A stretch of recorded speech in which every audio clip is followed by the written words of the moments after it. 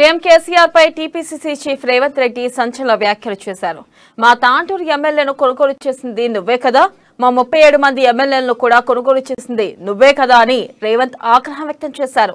కాంగ్రెస్ ను ఖాళీ చేస్తే కేసీఆర్ కు ఆయన కొడుకుకు ఎదురే ఉండదని అనుకున్నారు. కానీ ఆవులాంటి పార్టీకి అన్యాయం చేస్తే ఆ పాపం ఊరికే పోతుందా అన్నారు. గతంలో నన్ను అన్యాయంగా జైల్లో పెట్టారు, కనీసం నా బిడ్డ లగ్నపత్రికకు కూడా వెళ్లనివ్వలేదు. ఇప్పుడేమో వగల ఏడుపులు ఏడుస్తున్నారు.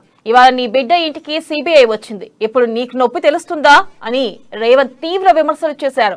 కేసీఆర్ కి మా కాంగ్రెస్ కార్యకర్తల ఉసురు తగులుతుందని ఆగ్రహం వ్యక్తం చేశారు.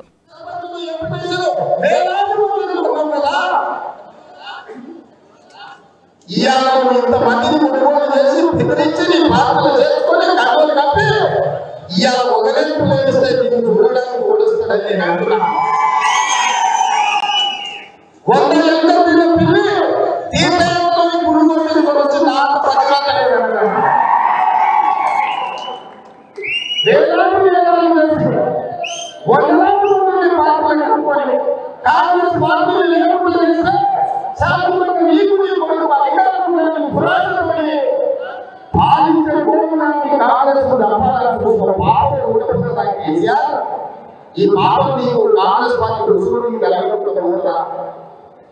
ఆయన తెలంగాణ